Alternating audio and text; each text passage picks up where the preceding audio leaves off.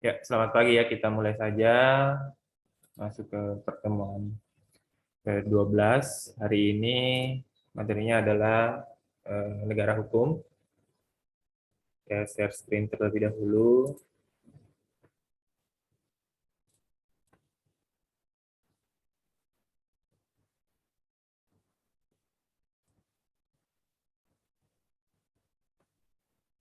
Sudah terlihat ya? Siap, sudah Pak. Ya, oke.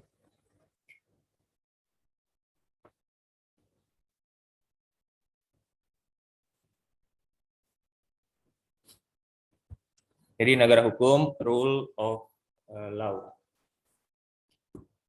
Nah, definisi negara hukum adalah negara yang penyelenggaraan kekuasaan pemerintahannya didasarkan atas hukum. Jadi di negara hukum ini tidak ada orang ataupun lembaga yang memiliki kekuasaan yang absolut atau bisa sewenang-wenang terhadap sesuatu hal. Jadi tetap harus melalui sebuah proses baru orang dijatuhi hukuman. Jadi tidak mungkin bahkan ketika orang itu terbukti bersalah tidak serta-merta bisa langsung dihukum, akan tetapi harus melalui sebuah proses, apakah itu proses peradilan ataupun proses hukum lainnya. Nah, karena itu pemerintah dan lembaga lain dalam melaksanakan tindakan apapun harus dilandasi oleh hukum dan dapat dipertanggungjawabkan secara hukum. Jadi lembaga saja, misalnya apa lembaga yang misalnya paling tinggi, itu tidak boleh bertindak sewenang-wenang, harus ada dasar regulasinya, harus ada dasar aturannya, harus ada dasar hukumnya. Apalagi orang terserang apapun jabatannya, apalagi orang misalnya bahkan sampai jabatan bupati, gubernur, presiden, itu tidak boleh sama sekali melakukan tindakan hukum sewenang-wenang tanpa ada dasar hukum. Begitu pula penegak hukumnya, misalnya polisi, pengadilan itu tidak boleh serta-merta hanya langsung menerapkan hukum atau langsung memberikan hukuman tanpa ada proses.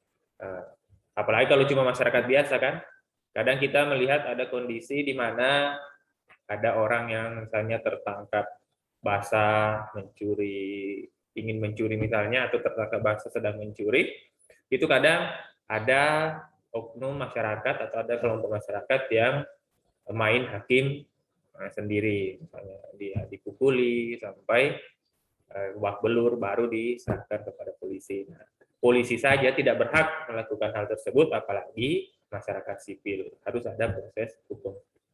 Tapi ya namanya masyarakat kadang kita geram, mungkin pernah menjadi korban, pernah menjadi kehilangan barang, akhirnya dia melampiaskan kekesalannya terhadap pencuri yang ditangkap secara tertangkap basah ya istilahnya. Nah, akan tetapi itu tidak dibenarkan sama sekali. Bahkan pernah terjadi itu di sebuah masjid, kalau tidak salah di daerah, saya kurang ingat, sekitar 3 tahun yang lalu ada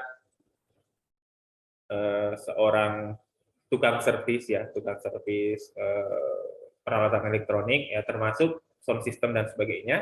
Dia singgah sholat di salah satu masjid atau musala di daerah Jawa ya.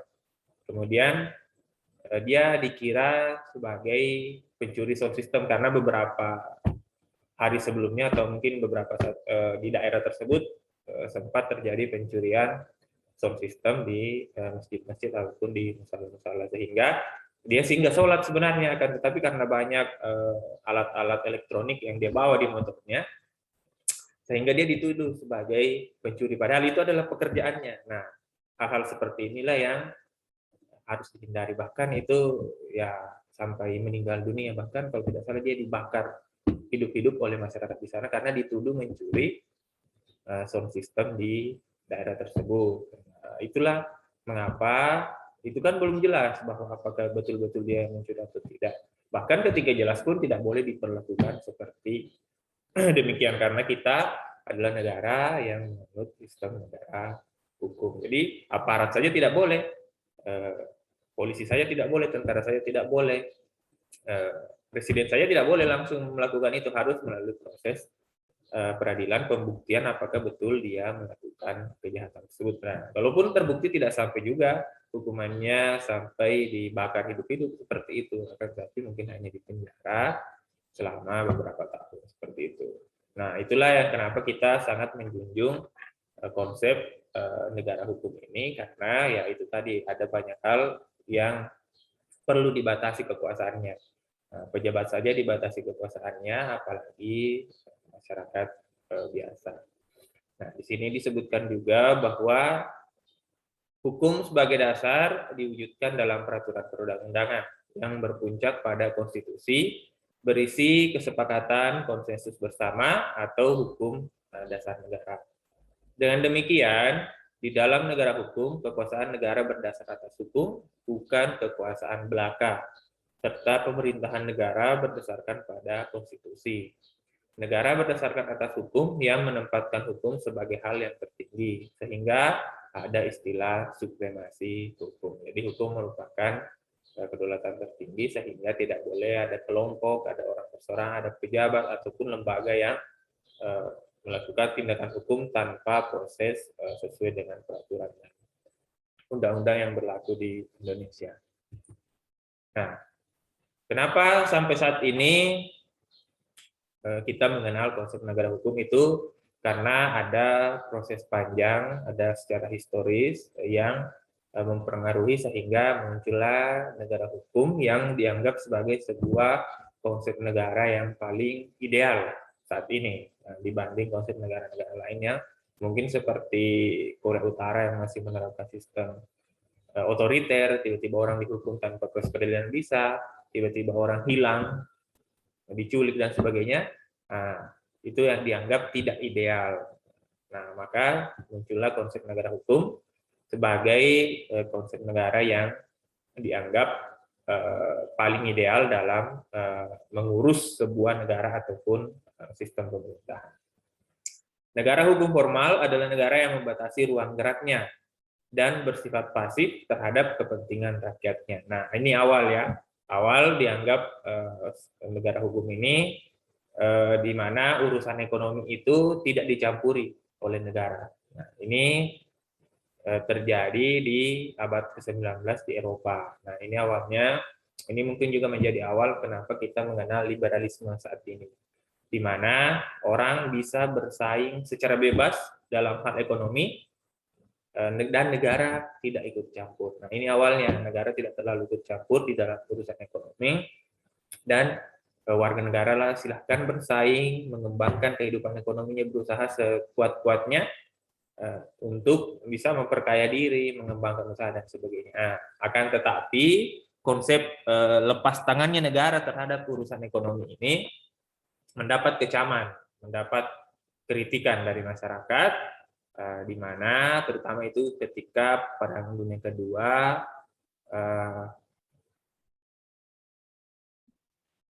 setelah Perang Dunia Kedua ya, di mana negara dianggap tidak bertanggung jawab, dia lepas tangan setelah perang.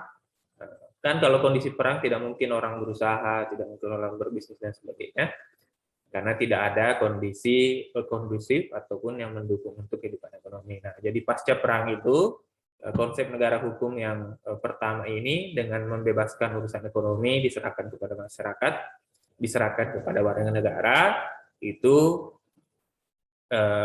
mendapat kritik atau kecaman. Nah, maka di konsep negara hukum selanjutnya muncul gagasan baru, di mana disebutkan sebagai konsep negara kesejahteraan atau welfare state. Di sini negara bertindak secara lebih luas. Jadi sebelumnya negara tidak mengurusi persoalan ekonomi.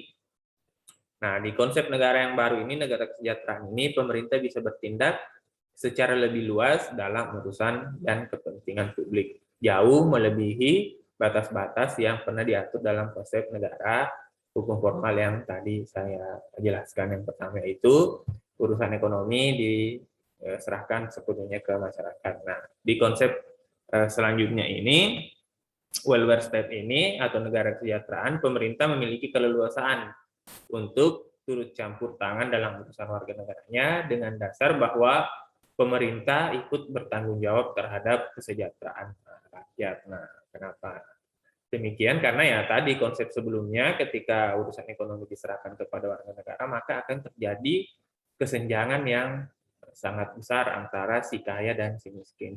Jadi kalau urusan ekonomi dilepaskan ke masyarakat, maka yang kaya akan semakin kaya, yang miskin akan semakin miskin, karena ya itu tadi yang punya modal, punya kekuasaan dan sebagainya akan terus melebarkan usahanya tanpa ada batasan-batasan. Negara tidak boleh melarang. Nah, maka muncullah konsep negara kesejahteraan ini, di mana ada peran negara untuk mengatur batas-batas, misalnya apa saja sih yang boleh dibisnis oleh masyarakat, apa saja sih yang boleh diusahakan oleh masyarakat, dan jenis-jenis bisnis apa saja yang hanya dikelola oleh pemerintah, sehingga ada batasan-batasan dalam pengelolaan negara dan tidak sepenuhnya diserahkan kepada masyarakat, karena dianggap pemerintah ini bertanggung jawab terhadap kesejahteraan atau kehidupan ekonomi masyarakatnya.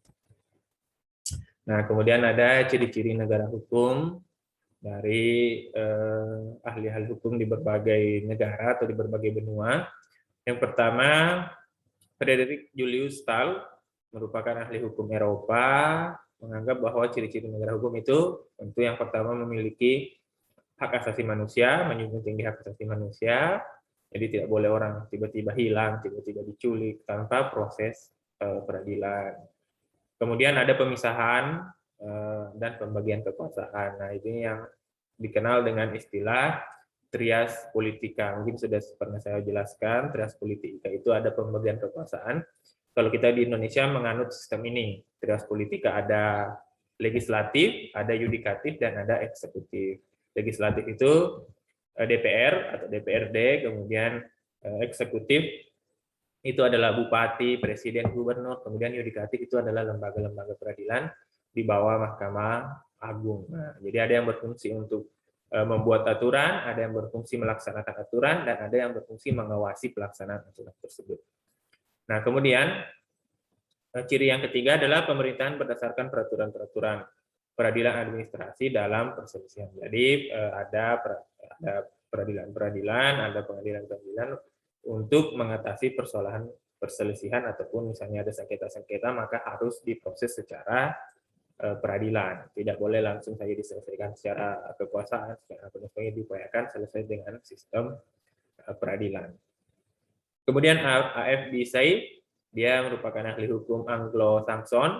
Anglo-Saxon ini dipakai untuk negara-negara di bawah Britania Raya atau Inggris Raya. Jadi Inggris, Irlandia, Skotlandia, itu negara-negara Wales, itu dianggap sebagai negara-negara Anglo-Saxon. Itu istilah untuk negara-negara di bawah Britania Raya atau Inggris Raya. Nah, ciri-cirinya adalah ada supremasi hukum, kedudukan yang sama di depan hukum, kemudian terjaminnya hak asasi manusia dalam undang-undang. Jadi yang pertama, hukum adalah supremasi tertinggi, tidak ada kekuasaan yang lebih tinggi di atas kekuasaan hukum, kemudian tidak ada perbedaan di hadapan hukum, si kaya si miskin tidak ada, sama pejabat atau rakyat biasa tidak boleh mendapat perbedaan kedudukan di hadapan hukum. Kemudian ada jaminan terhadap hak asasi manusia. Kemudian ini International Committee of Jurists di Bangkok tahun 1965 memberikan ciri-ciri negara hukum. Adalah yang pertama, perlindungan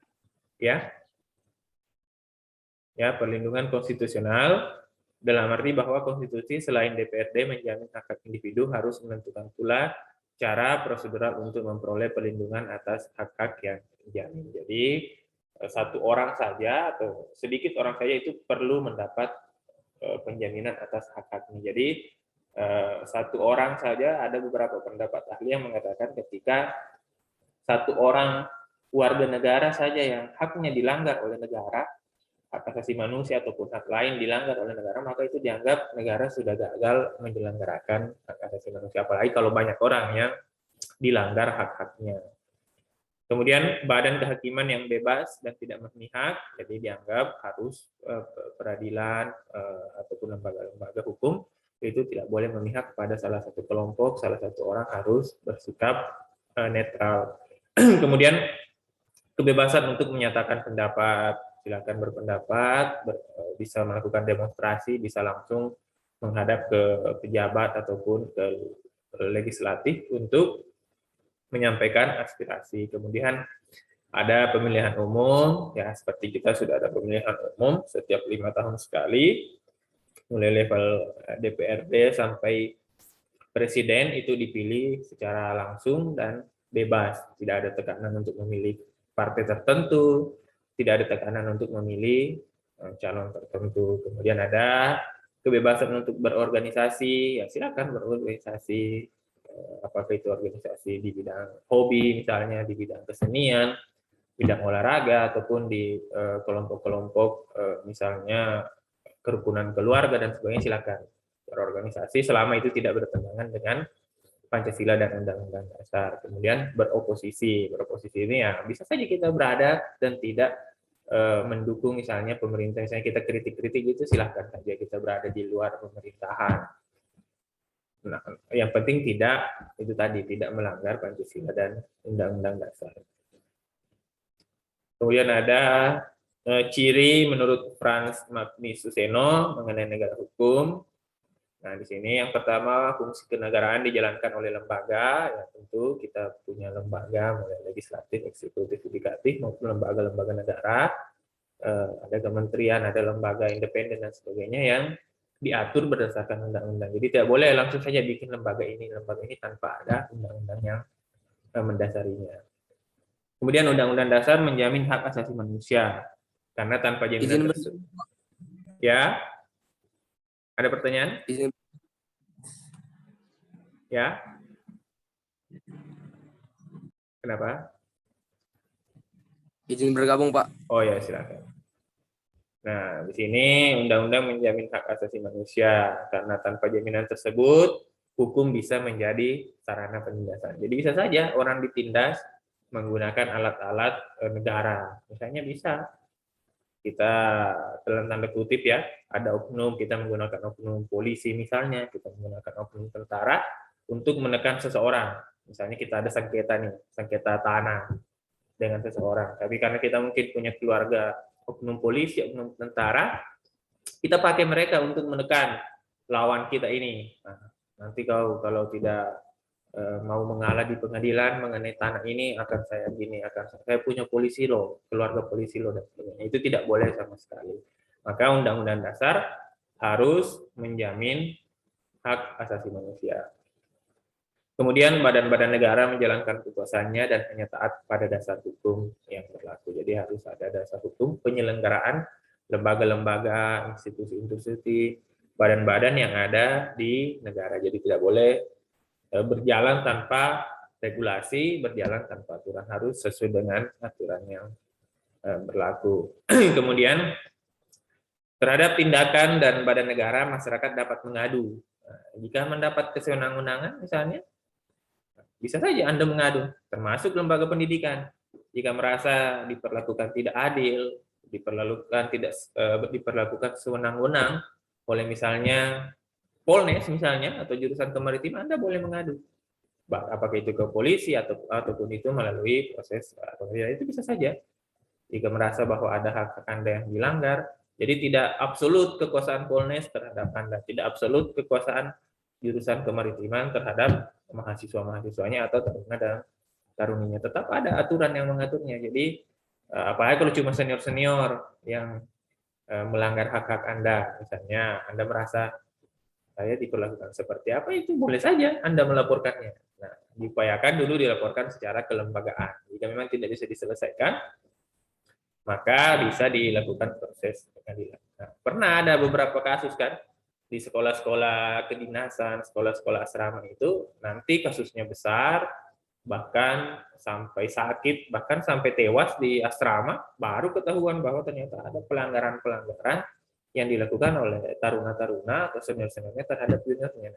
Jangan sampai hal itu terjadi di lembaga kita. Jadi sebaiknya Anda melaporkan jika menganggap itu sudah di luar batas ataupun di luar aturan-aturan yang berlaku di Polnes ataupun sistem yang dianut oleh jurusan kemaritiman. Kemudian badan kehakiman yang bebas dan tidak memihak. Jadi Mahkamah Agung, Mahkamah Konstitusi, sampai ke pengadilan negeri, pengadilan tinggi itu tidak boleh sama sekali memihak terhadap kelompok tertentu. Jadi harus selalu bersikap netral.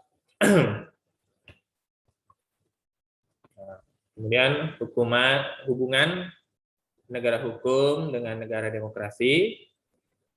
Sampai di sini ada pertanyaan, Kak? Siap, tidak ada, Pak. Tidak ada, Pak.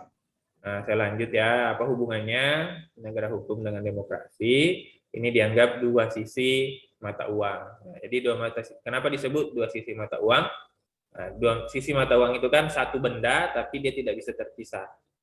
Dia berada di sisi yang berbeda, akan tetapi dia tidak bisa dipisahkan. Nah, itu disebut sebagai dua sisi mata uang. Jadi tidak boleh dipisahkan, walaupun dia berbeda, tapi tidak bisa dipisahkan.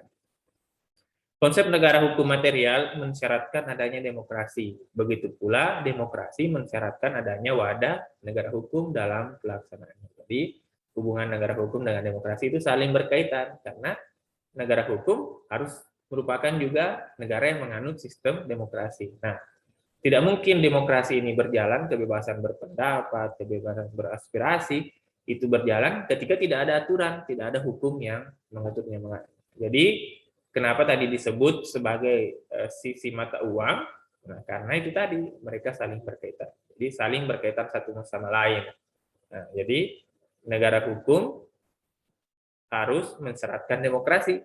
Nah, demokrasi bisa terwujud ketika ada dasar hukum. Nah, makanya disebut dianggap sebagai dua sisi mata uang yang tidak bisa dipisahkan. Nah, Indonesia mengaturnya dalam konstitusi, yaitu pasal 1 ayat 3 secara nyata menyatakan diri sebagai negara hukum. Indonesia dalam undang-undang dasarnya atau konstitusinya menyebutkan bahwa negara kita ini adalah negara hukum. Kemudian di pasal lain, ayat 2, dinyatakan bahwa kedaulatan ada di tangan rakyat dan dilaksanakan menurut undang-undang dasar. Jadi kedaulatan di tangan rakyat itu adalah ciri dari demokrasi, dan dilaksanakan menurut undang-undang dasar merupakan ciri dari negara hukum. Ya, maka itulah hubungan antara negara hukum dengan demokrasi. Nah, khususnya di Indonesia itu tadi, itu sudah dijelaskan di Undang-Undang Dasar 1945. Nah, kemudian di sini, di slide-slide berikutnya ini membahas mengenai institusi-institusi yang berhubungan dengan negara hukum atau konsep negara rule of law. Sebagai yang pertama adalah Mahkamah Agung. Jadi kita sering mendengar istilah Mahkamah Agung. Mahkamah Agung ini adalah pengadilan negara tertinggi. Jadi sudah tidak ada di atas Mahkamah Agung. Merupakan pengadilan kasasi yang bertugas membina keseragaman dalam penerapan hukum melalui putusan kasasi dan peninjauan kembali, menjaga agar semua hukum dan undang-undang di seluruh wilayah negara RI ditetapkan secara adil, tepat, dan benar. Jadi pernah kan kita mendengar istilah kasasi, mengajukan peninjauan kembali, misalnya ada orang yang bersengketa, misalnya dia diputuskan dihukum mati. Dihukum mati misalnya mungkin dia bandar narkoba atau pelaku terorisme, dia bisa mengajukan kasasi ke Mahkamah Agung untuk meninjau kembali apakah hukumannya ini layak atau tidak. Jadi bisa saja dia dari hukuman mati menjadi hukuman seumur hidup misalnya. Bisa saja ketika ditinjau kembali. Nah, kalau seumur hidup itu bukan sampai mati ya, seumur hidup itu misalnya Anda masuk penjara usia 30 tahun, berarti Anda juga di penjara 30 tahun. Itu konsep seumur hidup ya. Jadi tergantung usia masuknya. Nah, itulah. Misalnya kalau usia masuknya 50 tahun ya di penjaranya juga 50 tahun, tapi bukan berarti itu sampai mati.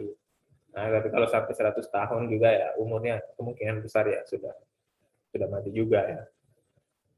Nah, di kasasi ini juga belum tentu hukumannya berkurang.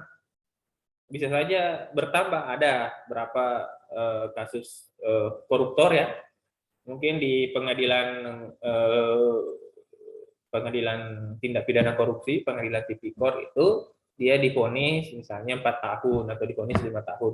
Kemudian dia mengajukan kasasi ke Mahkamah Agung dengan harapan hukumannya nanti akan dikurangi. Nah, tapi ternyata di Mahkamah Agung justru ditambah. Jadi jadi 3 tahun misalnya jadi 5 tahun, dari 5 tahun menjadi 10 tahun. Jadi kasasi dan peninjauan kembali ini tidak selamanya bisa membuat hukuman itu berkurang, bisa saja bertambah. Nah, kasasi ini juga bisa diajukan oleh korban. Misalnya kasus pembunuhan, dia dihukum misalnya 5 tahun. Nah, si keluarga si korban menganggap itu tidak adil, hukumannya tidak adil, maka dia mengajukan kasasi untuk meninjau kembali hukuman 5 tahun itu dengan harapan ditambah. Bisa. Jadi bukan hanya tersangka yang mengajukan kasasi, bisa juga lawannya yang mengajukan kasasi. Nah, kalau koruptor ini biasanya kalau dia dihukum lebih rendah, maka KPK yang mengajukan kasasi untuk ditambahkan hukumannya.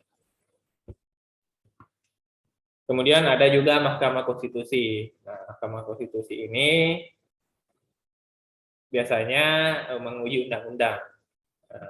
Undang-undang itu misalnya ada undang-undang mengenai apa sih yang undang-undang terbaru yang mendapat banyak sorotan masyarakat. Misalnya Omnibus Law ya, undang-undang Omnibus Law itu khususnya di pasal mengenai tenaga kerja itu bisa kita ajukan. Misalnya DPR sudah ketuk palu bahwa undang-undang ini sudah sah dan berlaku.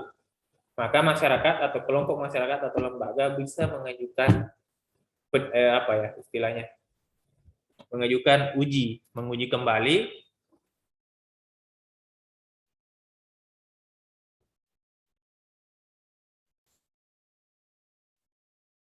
bisa mengajukan uji undang-undang melalui Mahkamah Konstitusi. Jadi bisa saja undang-undangnya batal. Ya, tapi undang-undang aja ya, kalau undang-undang dasar itu harus melalui proses amandemen. Kalau undang-undang biasa, misalnya undang-undang mengenai perguruan tinggi, undang-undang mengenai tenaga kerja dan sebagainya, itu bisa diubah melalui Mahkamah Konstitusi. Kemudian sengketa-sengketa pilkada itu melalui Mahkamah Konstitusi. Jadi kalau ada calon yang merasa dirugikan di dalam pemilihan umum, di dalam pemilu, pemilihan wali kota dan sebagainya, itu bisa mengajukan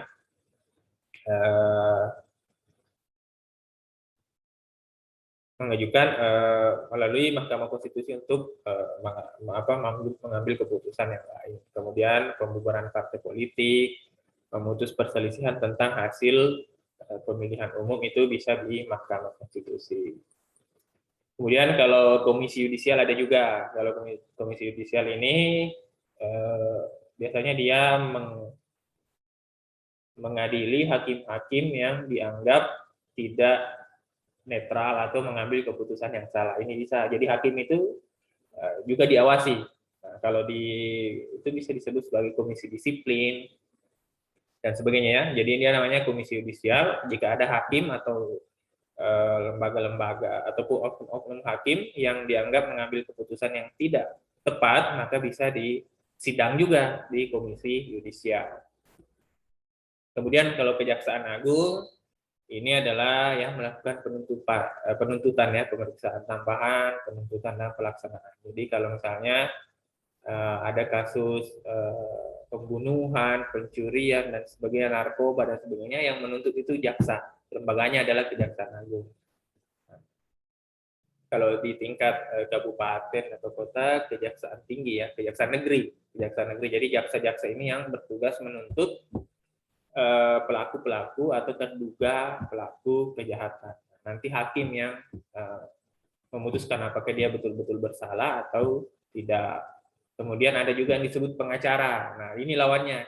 Jaksa itu lawannya pengacara. Pengacara ini bertugas untuk membela ataupun melakukan tindakan-tindakan hukum terhadap tersangka atau terdakwa. Tersangka yang lawannya itu jaksa-jaksa yang menuntut, misalnya jaksa menuntut si A dihukum 10 tahun. Nah, tugasnya pengacara untuk lawan jaksa. Nanti hakim yang memutuskan siapa yang benar dan siapa yang salah. Kemudian ada juga Komnas HAM. Nah, ini berdasarkan undang-undang memiliki fungsi pengkajian, penelitian, penyuluhan, pemantauan, dan mediasi yang berkaitan dengan hak asasi manusia.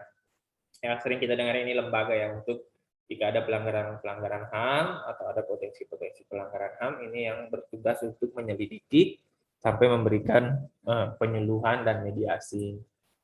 Kemudian setelah diproses Komnas HAM, ada juga pengadilan hak asasi manusia. Biasanya dia ada di pengadilan tinggi sih, di pengadilan negeri di kabupaten ataupun di kota, itu masih berada di dalam pengadilan negeri sendiri, akan tetapi untuk pengadilan hak asasi manusia ini memiliki tugas khusus untuk kasus-kasus pelanggaran hak asasi manusia.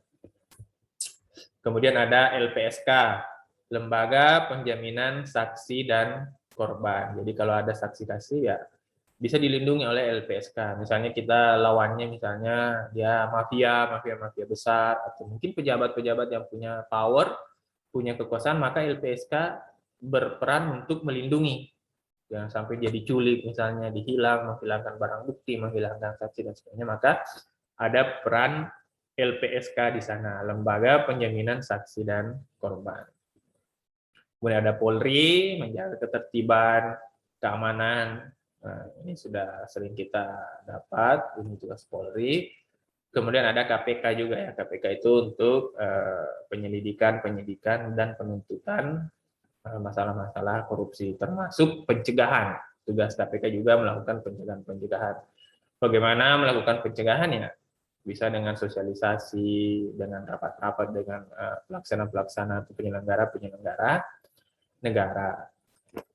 Ya, saya rasa cukup ya. Sampai di sini ada pertanyaan mengenai rule of law.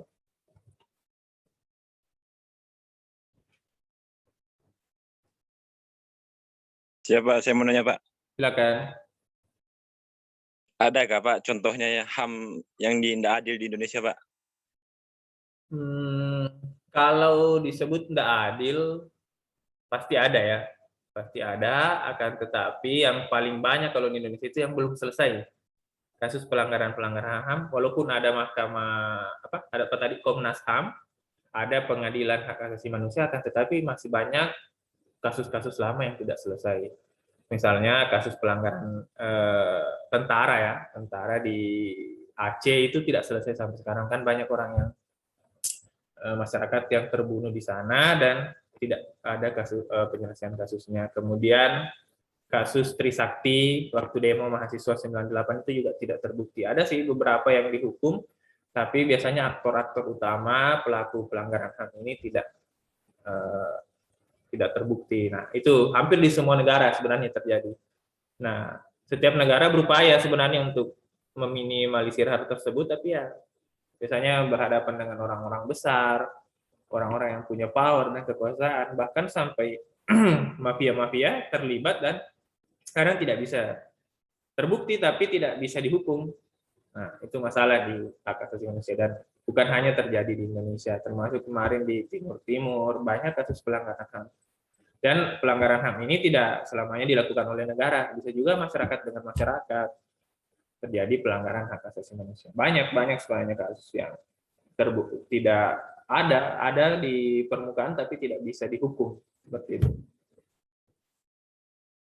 Ya, Pak. Terima kasih, Pak. Ya. Masih ada pertanyaan?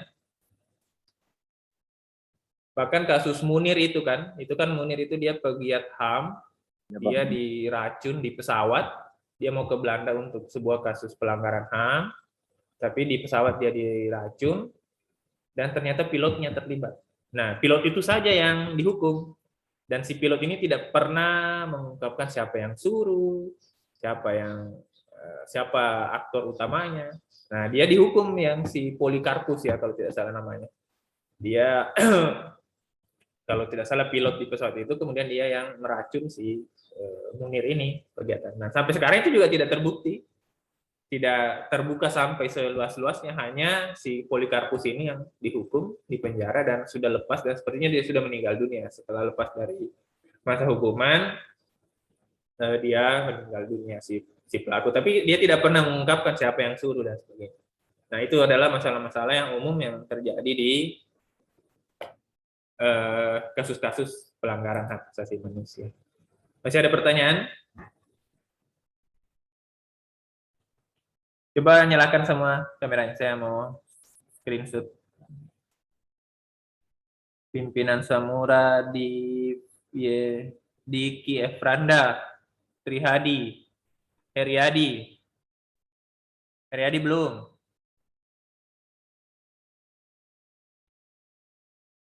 Masih ada pertanyaan, Kak? Jadi kesimpulannya ya negara itu harus berdasarkan hukum, kemudian ada lembaga-lembaga yang bertugas ataupun yang berkaitan dengan rule of law ya, mulai dari tadi Mahkamah Agung, Mahkamah Konstitusi, Komnas HAM, Pengadilan Hak Asasi Manusia, KPK, Polri itu adalah lembaga-lembaga yang berkaitan dengan rule of law atau konsep negara hukum. Jadi saya rasa cukup ya pertemuan kita hari ini. Terima kasih atas perhatiannya. Sampai jumpa pada pertemuan selanjutnya. Terima kasih ya. Ya, Pak. Terima kasih, Pak. Siap, terima kasih Pak. Terima kasih Pak. Siap, terima kasih, Pak. Siap, terima kasih Pak.